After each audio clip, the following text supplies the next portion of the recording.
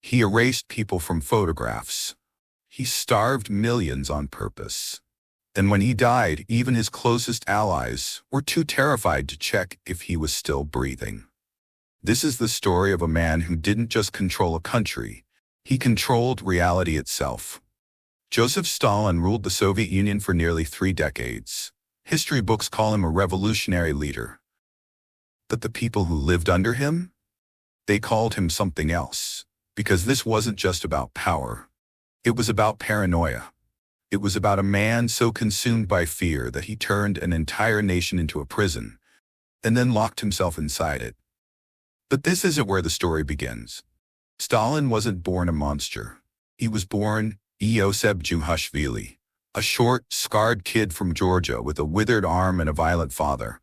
His face was pockmarked from smallpox. Kids mocked him. His father beat him. His mother wanted him to be a priest. Instead, he found poetry and revolution.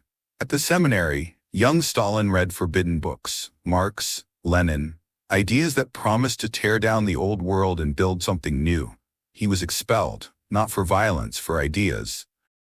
Then he became a bank robber, not for wealth, for the cause.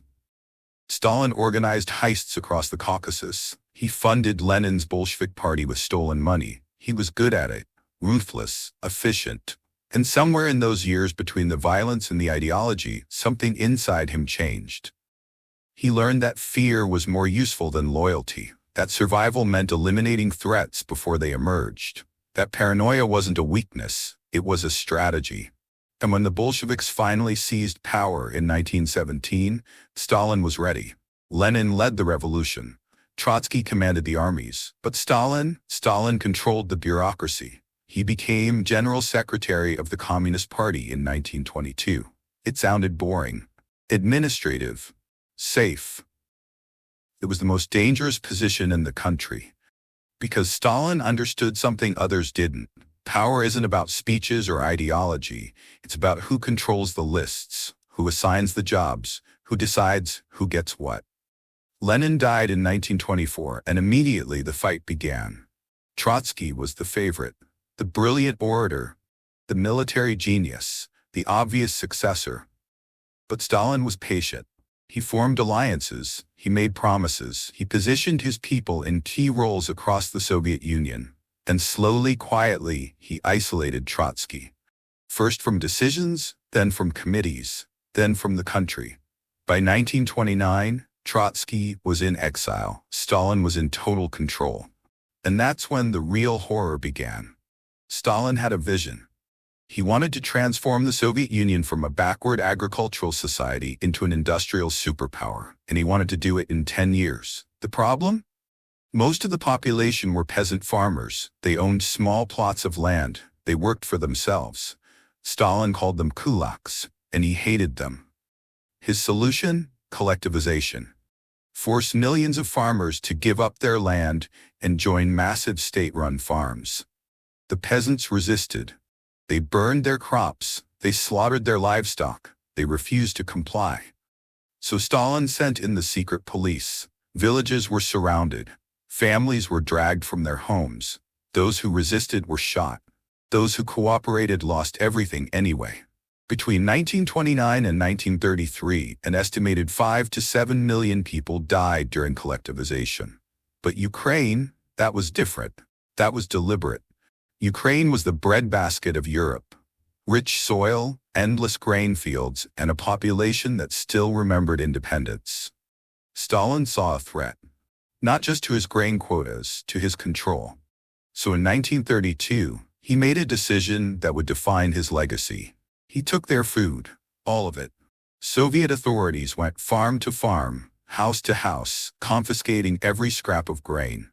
They dug up buried stores, they searched cellars, they even took seed grain, the grain needed for next year's planting. Then they sealed the borders. No one could leave, no food could enter. And then they watched. By winter, people were starving. By spring, they were dying by the thousands. By summer, entire villages were silent. Families ate their pets, then their leather shoes, then tree bark, then grass. Children swelled with hunger, their bellies distended, their eyes hollow. And in the worst cases documented by survivors, people resorted to cannibalism.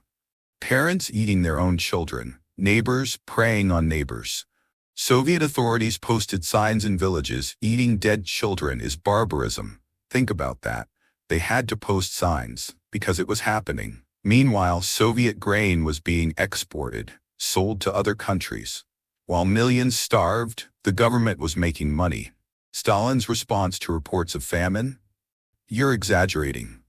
Between 3 and 5 million Ukrainians died. Some estimates go as high as 7 million. And the entire time, Soviet newspapers showed smiling farmers celebrating record harvests. The lie was the point. By 1934, Stalin had consolidated power. The kulaks were broken, collectivization was complete, industrialization was underway. But Stalin wasn't satisfied, because he saw enemies everywhere. In December 1934, Sergei Kirov, a popular Communist Party leader in Leningrad, was assassinated. Some historians believe Stalin ordered the hit himself. Others think he merely exploited it. Either way, Stalin's response was unprecedented. He declared a national emergency. He gave the secret police, the NKVD, unlimited authority to arrest, interrogate, and execute anyone suspected of anti-Soviet activity. And the definition of anti-Soviet activity, whatever Stalin said it was, the arrests began immediately. Hundreds, then thousands, then tens of thousands. But this wasn't random. This was systematic. Stalin had lists, categories, quotas. Regional NKVD offices were assigned targets. Arrest and execute 5,000 enemies of the people in your district. And they did, because missing your quota meant you became a suspect. But Stalin didn't just want people dead. He wanted them humiliated. Between 1936 and 1938, he staged a series of public trials. Old Bolsheviks, men who had fought alongside Lenin, who had helped build the Soviet state, were dragged into courtrooms and forced to confess to absurd crimes. Sabotage, espionage, collaboration with foreign powers, plotting to assassinate Stalin. None of it was true. But the confessions were real, because the NKVD had perfected torture, sleep deprivation, beatings, threats against family members, psychological manipulation. People confessed to anything, everything. Grigory Zinoviev and Lev Kamenev, former Lenin allies, confessed to organizing terrorist cells. Nikolai Bukharin, Lenin's favorite, called the Golden Boy of the Revolution, confessed to plotting with foreign agents. They stood in court, broken and hollow, and read scripted confessions. Then they were taken to basement cells and shot in the head. Their families were arrested. Their friends were arrested. Anyone who had ever known them became a suspect. And the Soviet public? They watched, they believed, they applauded, because to doubt the trials was to become the next defendant. But Stalin wasn't done, because there was one institution he didn't fully control: the Red Army. In 1937, he turned on his own military. Marshal Mikhail Tukhachevsky, one of the most brilliant military minds in Soviet history, was arrested on fabricated charges of spying for Germany. He was tortured, he confessed, he was executed. And then Stalin went further. He purged 35,000 officers, half of the entire officer corps, experienced generals, talented strategists, combat veterans, gone. By 1938, the Red Army was crippled. Inexperienced commanders led units they didn't understand, morale collapsed, discipline fractured.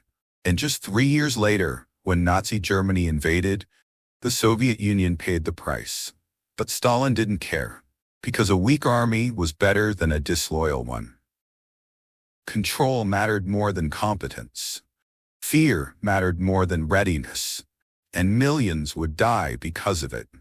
But here's where Stalin's paranoia reached a new level of disturbing.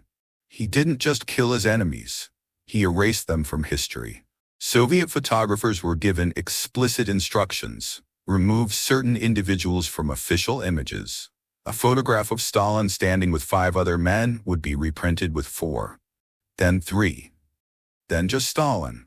Nikolai Yezhov, the head of the NKVD during the worst years of the Purge, appeared in many photographs with Stalin. They stood together on balconies. They reviewed military parades. Then Josef fell out of favor. He was arrested, executed. And suddenly, in every photograph, he vanished. Literally airbrushed out. Replaced with water. Walls, empty space. History was being edited in real time. People noticed. They'd see old photographs in books, then newer editions with people missing. They'd remember faces, then look at reprinted images and find those faces gone. Imagine living in a society where yesterday's hero is today's ghost, where reality itself is negotiable, where you can't trust your own memory because the evidence keeps changing. That was life under Stalin. And it worked. Because eventually, people stopped trusting anything, including themselves. But Stalin wasn't satisfied with fear. He wanted love. Across the Soviet Union, his image became omnipresent. Statues in every city, portraits in every office, his face on posters, stamps, banknotes. Children sang songs about Father Stalin. Workers wrote letters thanking him for their bread he had taken from others. The city of Tsaritsyn was renamed Stalingrad. Streets, schools, factories, all bore his name. Poets composed verses celebrating his wisdom. Artists painted him as a godlike figure, tall, strong, perfect. In reality, Stalin was short, scarred. His arm withered, his teeth rotten. But the propaganda showed something else. A myth, a legend, and people believed it. They had to, because doubt was treason. But here's the twisted irony. Stalin didn't believe his own myth. In private, he was paranoid, sleepless, constantly convinced someone was plotting against him. He'd invite Politburo members to late-night dinners at his dacha. They'd drink, they'd talk, they'd laugh, and the next morning some of them would be arrested. He tested people, constantly, watching for hesitation, for doubt, for fear. And if he saw it or thought he saw it, that person was finished. Even Stalin's own family wasn't spared. His second wife, Nadezhda Alliluyeva, was 20 years younger than him. Beautiful, idealistic. She believed in the revolution. And as the years passed, she saw what it was becoming. In November 1932, at a Kremlin dinner party, she confronted Stalin. She criticized his policies. She defended the people suffering under collectivization. Stalin humiliated her in front of the guests. He threw food at her. He called her a fool. She left the party early. The next morning, she was found dead in her bedroom. A gunshot wound to the head. Official story? Suicide. But people whispered. They always whispered. Stalin's eldest son, Yov, tried to commit suicide after his father berated him. He survived. Stalin mocked him. You couldn't even shoot yourself properly. During World War II, Yakov was captured by the Nazis. The Germans offered a prisoner exchange, Yakov for a German officer. Stalin's response, I will not trade a marshal for a lieutenant.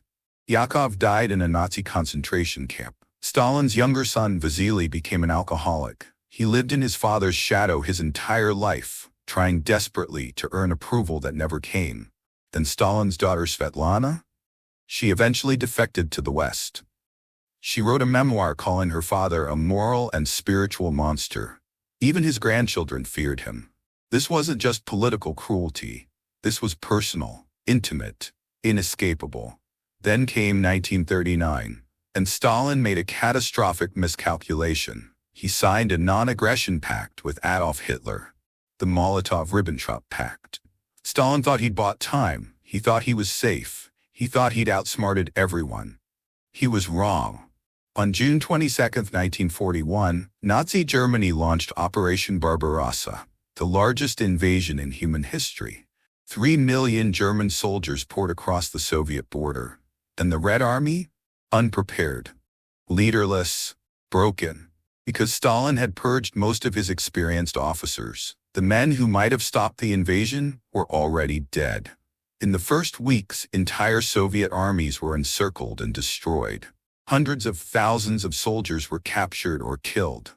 Stalin panicked. For several days, he locked himself in his dacha, refusing to see anyone, refusing to give orders. The Soviet Union was collapsing, and its leader was paralyzed. But eventually, he returned, and he made a decision: victory at any cost. Soviet soldiers were ordered to fight to the death. Retreat was treason.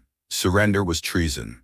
The NKVD formed blocking detachments, units that stayed behind the front lines and shot any soldier who tried to retreat.